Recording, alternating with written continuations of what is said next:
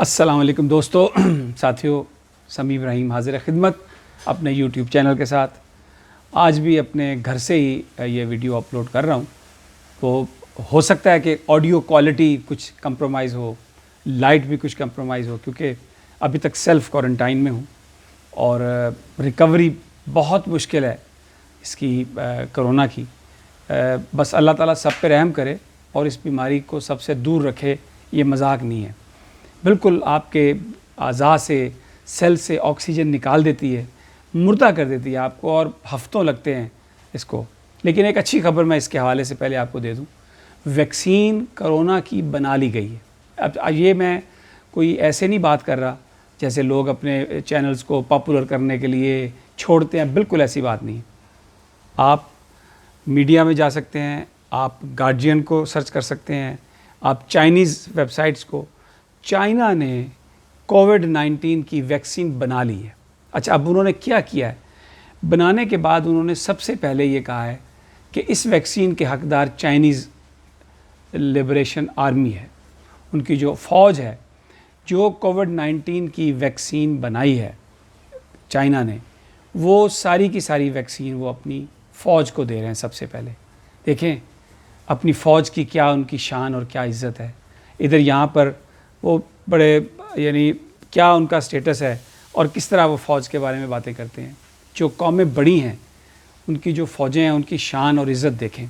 China ने अरब से ज़्यादा पॉपुलेशन है। सबसे पहले उन्होंने कहा कि पीपल्स लिबरेशन आर्मी, अपनी जो फ़ौज जो उनकी डिफेंडर है बाउंड्रीज़ की, उसको सबसे पहले उन्होंने वो वैक्सीन लगा रहे हैं उनको, क्योंकि ज़ाहिर है इतनी तादाद में बन नहीं सकती कोई बहुत कहीं। और ये उन्होंने मैंडेटरी कर दिया कि ये जो वैक्सीन दे दी गई है, अगर कहीं और इस्तेमाल होनी है तो फ़ौज की अप्रूवल से इस्तेमाल होगी। वैक्सीन बन चुकी चाइना ने, फ़ौज को वो लगा रहे हैं, इंशाल्लाह बहुत जल्द वो आ जाएगी, हमारे इस्तेमाल में भी आ जाएगी। अब इसमें एक थोड़ी सी कॉम्प्लिकेशन है, मुख्तलिफ़ हिस्सों में मुख्तलिफ़ किस्म के कोरोना के जरासीम हैं दुनिया के। तो हो सकता है कि किसी जगह पे ऐसे जरासीम भी हो जिन पर ये बहुत ज़्यादा कारगर ना हो। लेकिन अच्छी खबर ये है, तो मैं ये इब्तदा में आपको ये बताना चाह रहा था कि वैक्सीन अल्हम्दुलिल्लाह।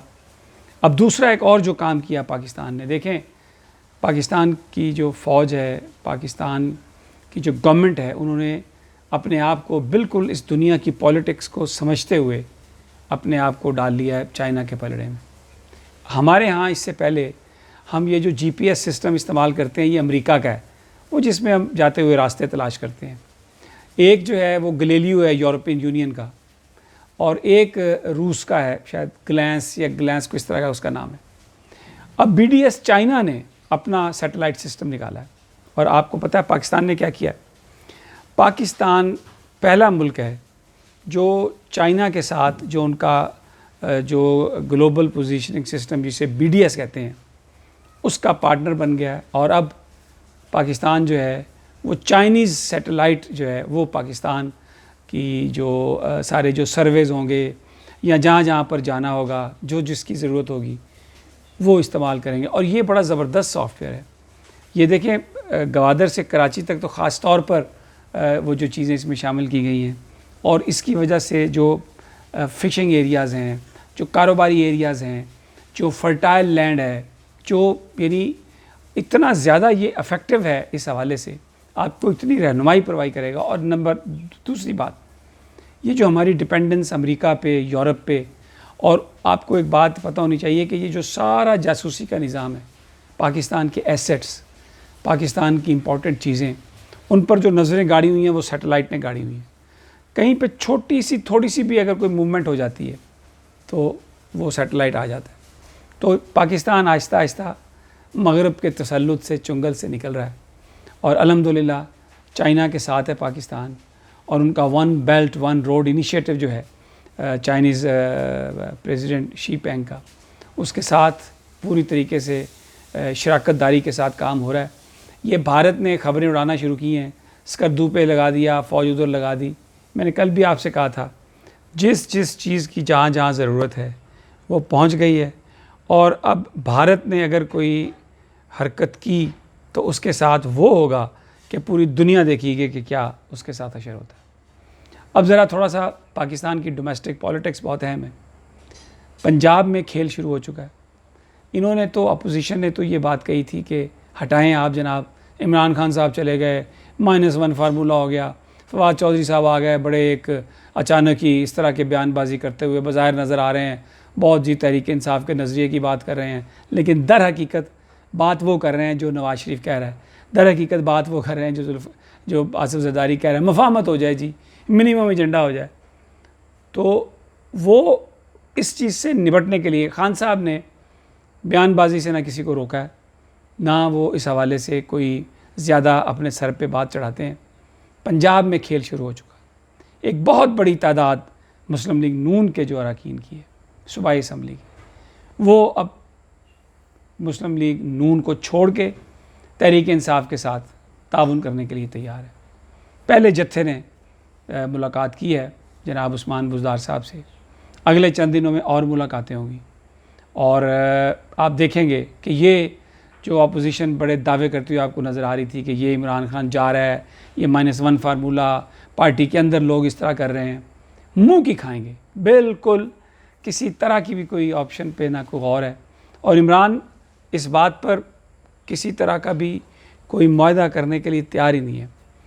अब एक और ग्रुप MPs का मुलाकात करने वाला है, उसमें MNAs भी होंगे और उसमें पीपल्स पार्टी के लोग भी आएंगे और जो इत्तेहादी मुस्लिम लीग काफ वाले हैं या मैंगल वाले हैं, ये वजारतों से भी, ये मैंगल तो था ही नहीं लेकिन काफ भी वजारतें नहीं छोड़ेगी, गम व गुस्से का इजहार करते रहेंगे, अपनी गुफ्तगू करते रहेंगे, क्योंकि वो इस वक्त अपनी एक पोजीशन बनाना चाहते हैं। और ये पॉलिटिक्स क्योंकि आगे बल्दियाती इलेक्शंस दूसरी चीज़ें, वो ये चाहते हैं कि जहाँ जहाँ उनके MNAs बने वहाँ पे DPOs और वहाँ पर जो पुलिस वो जो हैं डिप्टी कमिश्नर्स, वो सारे के सारे उनकी मर्ज़ी से लगाए जाएँ, डेवलपमेंट प्रोजेक्ट्स उनकी मर्ज़ी से हों।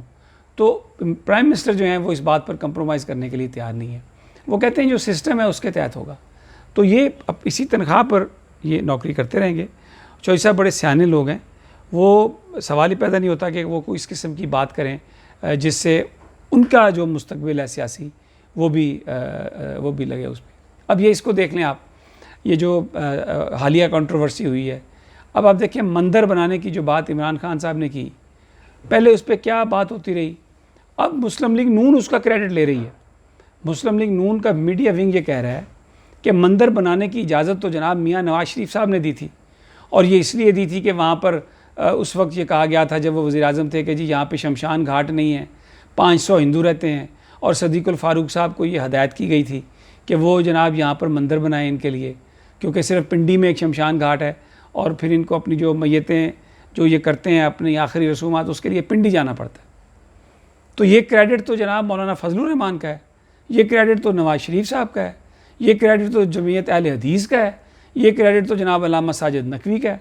वो उनका मीडिया विंग उसने गिरदान शुरू कर दी कि जनाब ये काम तो अच्छा। उधर से चौधरी परवेज़ इलाही साहब ने, मैंने एक अपने दूसरे वीडियो में भी बात की है, ये नहीं कहा कि वो मंदिर के मुखालिफ, उन्होंने एक सिंपल बात कही कि मंदिर आप वहाँ पर बनाएं जहाँ पर हिंदू पॉपुलेशन है। हाँ, अगर एक शमशान घाट की ज़रूरत है तो वो बन सकता है मुर्दों को नहलाने के लिए, आखिरी रसूमात पूरी करने के लिए, लेकिन उन्होंने ये कहा कि अगर आपने बनाना है, वसी और रीज़ कोई चीज़ बनानी है तो वहाँ बनाएं जहाँ ज़्यादा हिंदुओं की आबादी मुस्तफ़ीज़ हो सके।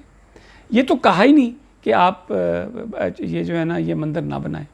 फिर चौधरी परवेज़ इलाही, ज़रा अंदाज़ा करें, ये जो सारी खालिस्तान की मूवमेंट थी, सिखों की मूवमेंट थी, ये चौधरी शुजात, चौधरी ज़हूर इलाही, चौधरी परवेज़ इलाही, इनकी खिदमात को कोई आदमी भूल सकता है।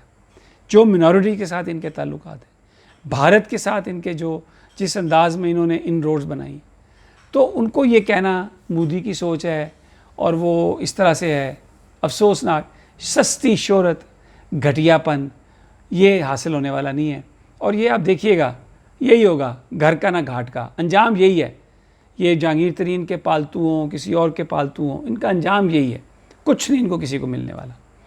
अब आज सुप्रीम कोर्ट में वो जो दरख्वास्त समाअत थी सुप्रीम कोर्ट में, जो काजी फ़ाइज़ ईसा साहब को कत्ल की धमकी और एहलिया ये वो, तो वो जो थे अलामा साहब, उनको भेज दिया गया कस्टडी में। उनका अनकंडीशनल जो अपॉलोजी है उसको नहीं माना गया। और 7 दिन के अंदर अंदर उन्होंने कहा कि आप जवाब दें। वो माफ़ी तरले मांग रहे हैं। लेकिन आज मोहम्मद मालिक साहब और हामिद मीर साहब की भी एक दरख्वास्त थी, वो उस पर अदालत ने बात सुनने से इनकार कर। देखें, ये हमारे सहाफ़ी दोस्त बड़े काबिल एहतराम हैं, काबिल इज़्ज़त हैं, जो वो करें मैं किसी पर एतराज़ नहीं करता। लेकिन ये पॉलिटिकल पार्टीज़ की तरह आके ये लड़ाइयाँ लड़ रहे हैं और उनके मुझे नहीं पता क्या ये साबित करना चाहते हैं। अगर आपने पॉलिटिक्स करनी है तो आप सियासत करें यार, छोड़ें चैनल्स को और जाएँ सियासत करें, आपको पता चले की पाविक दी है।